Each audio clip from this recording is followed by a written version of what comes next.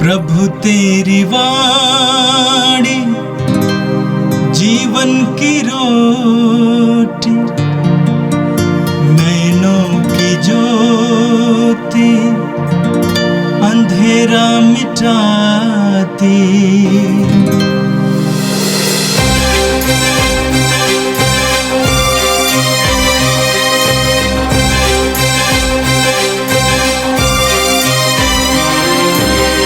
प्रभु तेरी वाणी जीवन की रोटी, नैनों की ज्योति अंधेरा मिटाती।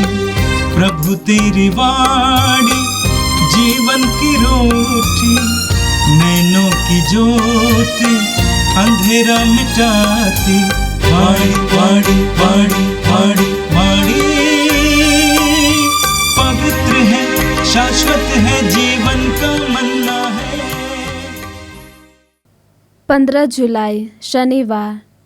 पहला पाठ उत्पत्ति ग्रंथ अध्याय 39 पद संख्याएं 29 से 32, 50 से 15 से 24। याकूब ने अपने पुत्रों को यह आदेश दिया, मैं शीघ्र ही अपने पितरों में सम्मिलित हो जाऊंगा। मुझे मेरे पूर्वजों के साथ एफ्रोन नामक हित्ती के खेत की गुफा में दफनाओ। वह गुफा कनान देश में मामरे के पूर्व मेकपेला के खेत में है। इब्राहिम ने उसे निजी मकबरे के लिए एफ्रोन हित्ती से खरीदा था। वहाँ इब्राहिम और उनकी पत्नी दफनाए गए। वहाँ इसहाक और उनकी पत्नी रबेका दफनाए गए और वहाँ मैंने लिया को दफनाया। यूसुफ के भाई अपने पिता के देहांत के बाद आपस में कहने लगे, हो सकता है कि यूसुफ हमसे बैर करे और हमने उसके साथ जो बुराई की है उसका बदला चुकाए। इसलिए उन्होंने यूसुफ के पास यह संदेश भेजा, मरने से पहले आपके पिताजी ने आपको यह संदेश कहला भेजा था, तुम्हारे भाइयों ने तुम्हारे साथ अन्याय किया है। मेरा निवेदन है कि तुम अपने भाइयों का अपराध और पाप क्षमा कर दो। इसलिए आप अपने पिता के ईश्वर के सेवकों के अपराध क्षमा कर दीजिए। उनकी ये बातें सुनकर यूसुफ फूट फूट कर रोने लगा।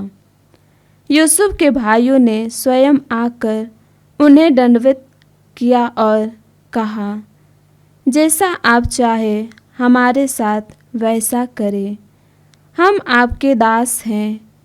यूसुफ ने कहा, डरिए नहीं, क्या मैं ईश्वर का स्थान ले सकता हूँ?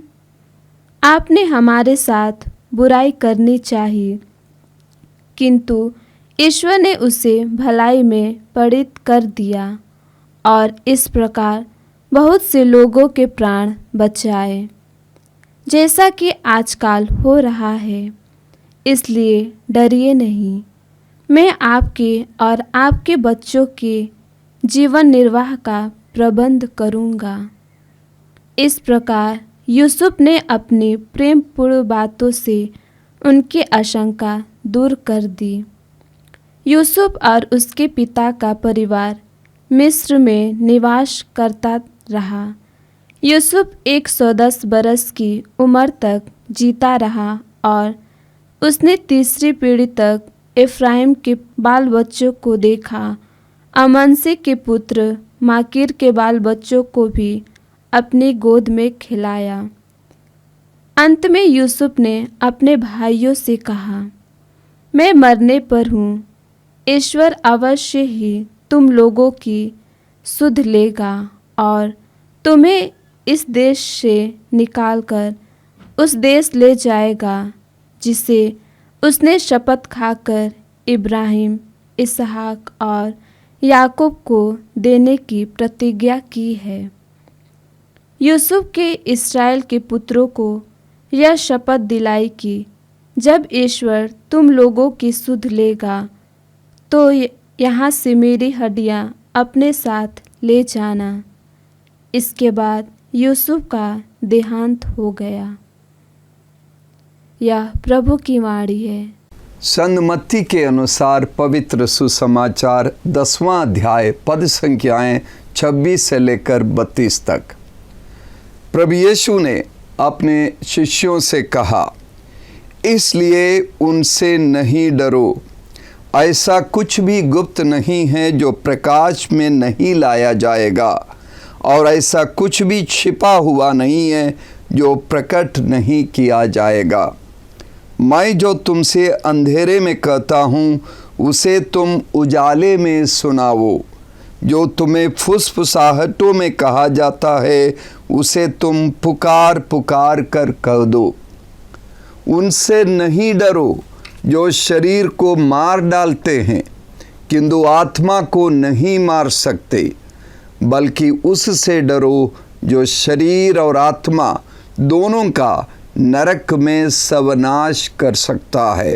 क्या 1 पैसे में 2 गौरैयाँ नहीं बिकती? फिर भी तुम्हारे पिता के अनजाने में उनमें से एक भी धरती पर नहीं गिरती।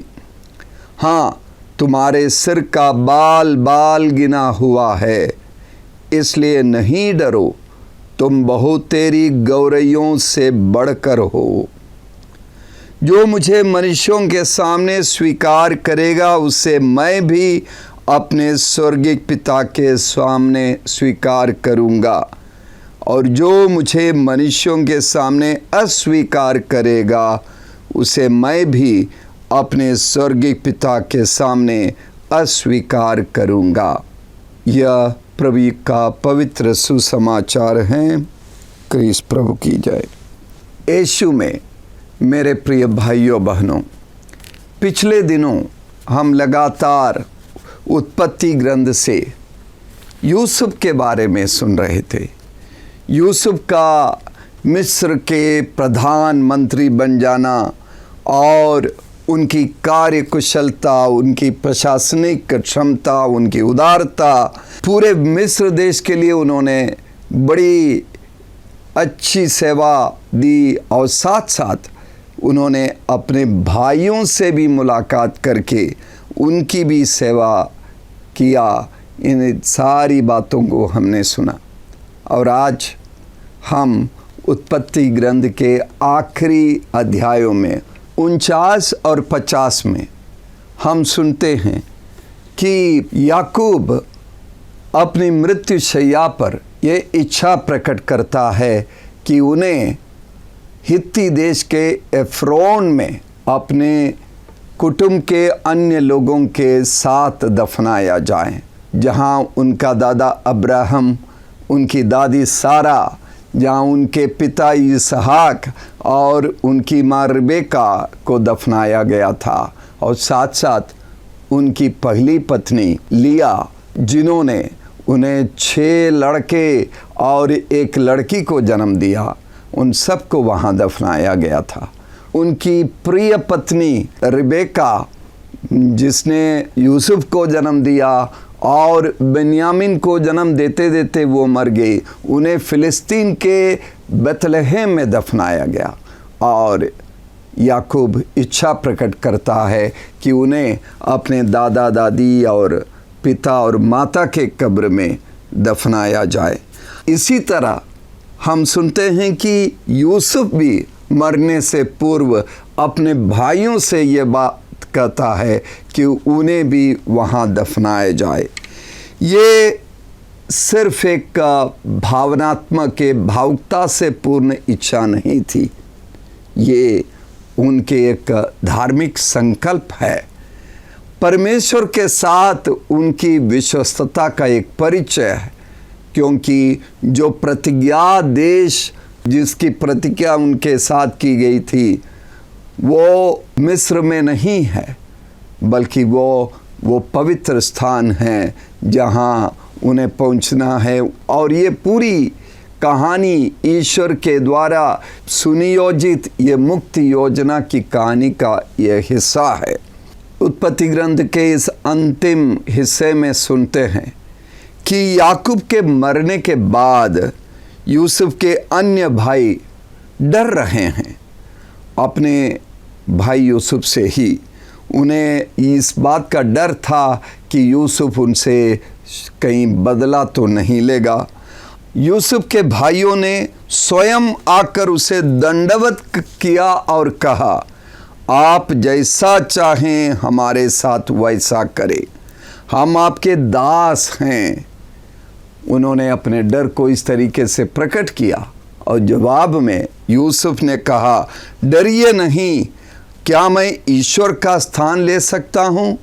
आपने हमारे साथ बुराई करनी चाहिए, किंतु ईश्वर ने उसे भलाई में परिणत कर दिया और इस प्रकार बहुत से लोगों के प्राण बचाए, जैसा कि आजकल हो रहा है।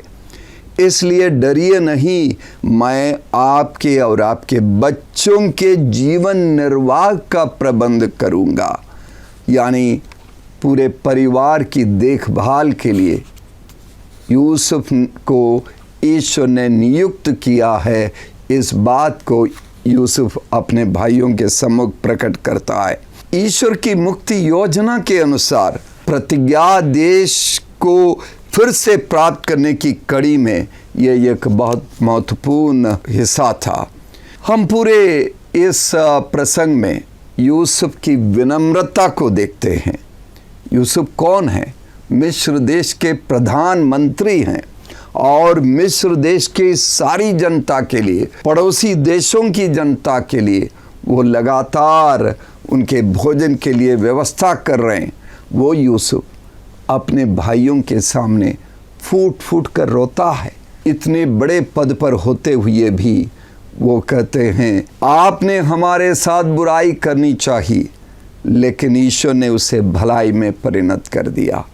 यूसुफ की इस विनम्रता को हमें स्वीकार करना चाहिए, इससे हमें सीख लेनी चाहिए।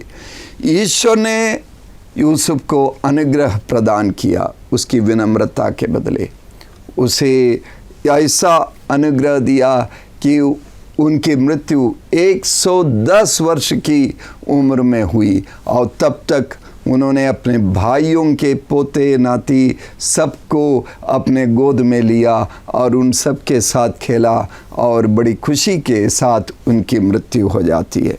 मेरे प्रिय भाइयों बहनों, जब हम ईश्वर के अनुग्रह को स्वीकार करेंगे और साथ साथ घमंड को अपने अंदर कभी आने नहीं देते, लेकिन ईश्वर के सम्मुख और एक दूसरे के सम्मुख अपने आप को विनम्र बनाते हैं, तो ईश्वर हमें बहुत सी कृपाओं से भरपूर कर देते हैं। यीशु में मेरे प्रिय भाइयों बहनों, आपका ध्यान मैं आज के सुसमाचार की ओर आकृष्ट करना चाहता हूँ। वास्तव में मसीही जीवन आसान जीवन नहीं है। मसीही जीवन सुखमय और आनंदमय जीवन नहीं, बल्कि उसके साथ इस जीवन में एक और ईश्वरीय कृपाओं का हम अनुभव करते हैं। दूसरी ओर शैतान का प्रलोभन। शैतान कभी कभी हमें इतना तंग करता है कि हमारे ऊपर अभियोग लगाता है, हमारा सताव करता है। मसीही जीवन खतरे से मुक्त जीवन नहीं है। यीशु स्वयं इस खतरे के बारे में हमें सचेत करते हैं और ज़रूरी है कि हम परमेश्वर पर भरोसा रखें, परमेश्वर की ताकत पर भरोसा रखें, परमेश्वर की कृपा पर भरोसा रखें।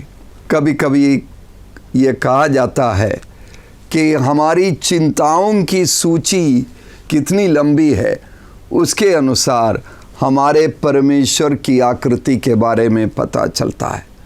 हमारी मुसीबतें, हमारी चिंताएं, हमारी तकलीफ़ों की सूची यदि बहुत बड़ी लंबी है तो हमारा परमेश्वर उतना छोटा है, क्योंकि परमेश्वर क्षमतावान परमेश्वर है, वो सर्वशक्तिमान है।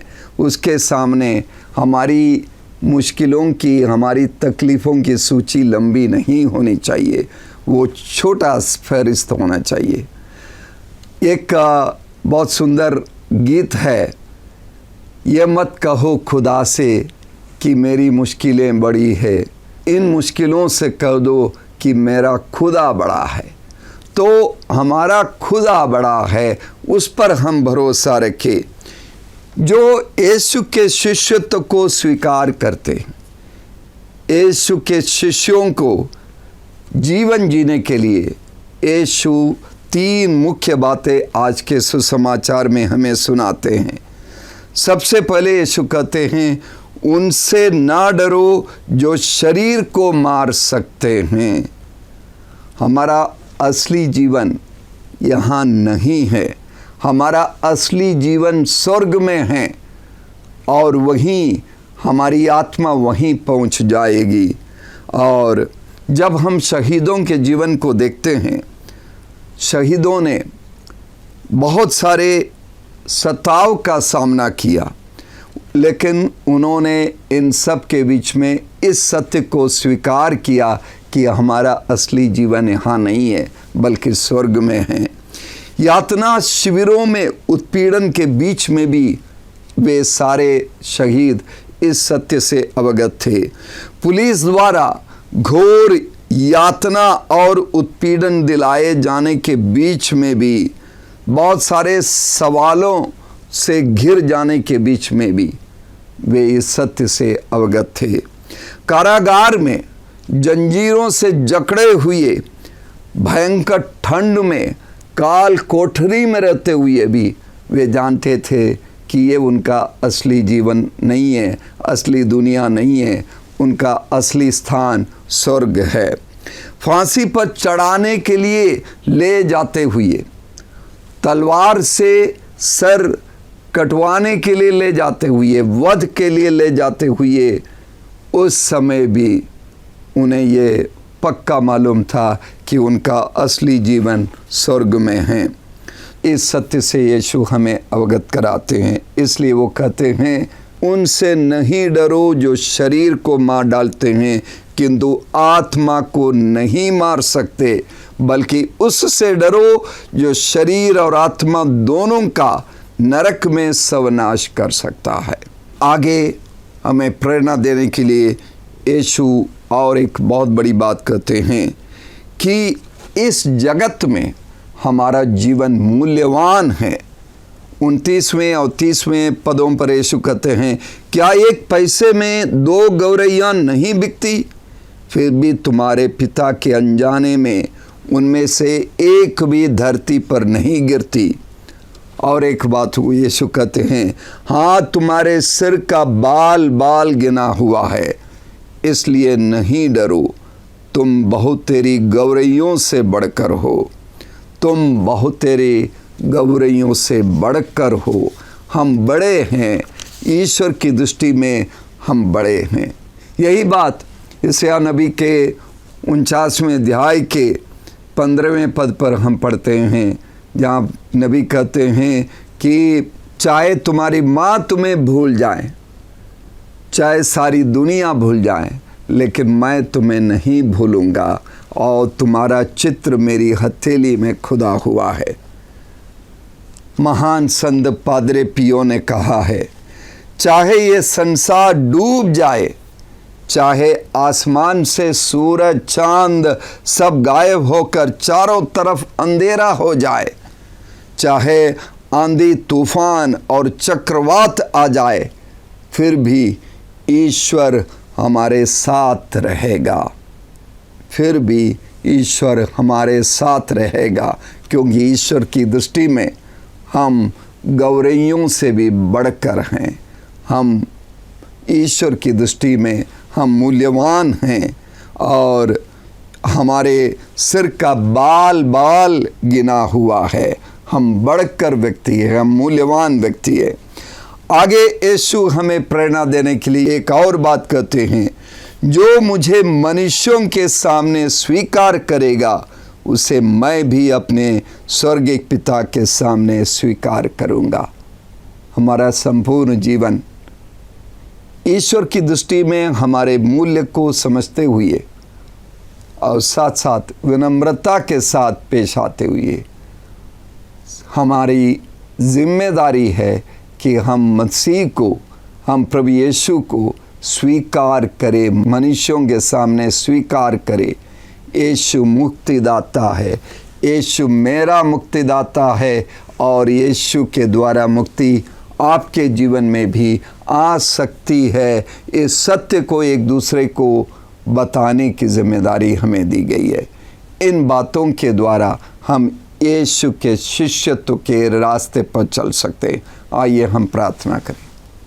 हे सर्वशक्तिमान पिता परमेश्वर, हम तुझे धन्यवाद देते हैं तेरे पवित्र वचनों के लिए, इन वचनों के लिए जो हमें तेरे पुत्र यीशु के प्रेम के मार्ग पर, उनके शिष्यत्व के मार्ग पर चलने के लिए प्रेरणा देते हैं। हमें कृपा दे कि यूसुफ की तरह हम विनम्र रहते हुए तेरे द्वारा दिए गए जिम्मेदारी को निभा सके।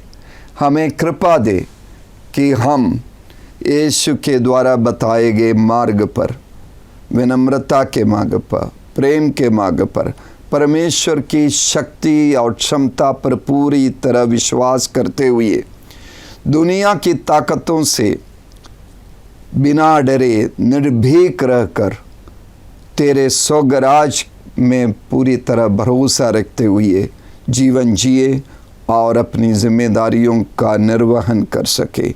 प्रभु, हम तुझसे उन सभी लोगों के लिए प्रार्थना करते हैं जो रोज़ की रोटी के इस कार्यक्रम को देख रहे हैं। उन सारे लोगों को तू आशीष दे, बीमारों को तू चंगा कर, जो उदास है उनके हृदयों में उम्मीद भर दे और हम सबको तेरे प्रेम से भर दे। हमारे रग रग में तेरे प्रेम की धारा बहे। ये प्रार्थना करते हैं क्रिस्त हमारे प्रभु के द्वारा, आमीन। प्रभु तेरी वाणी जीवन की रोटी, नैनों की ज्योति अंधेरा मिटाती। वाणी वाणी वाणी वाणी वाणी पवित्र है, शाश्वत है, जीवन का मन्ना।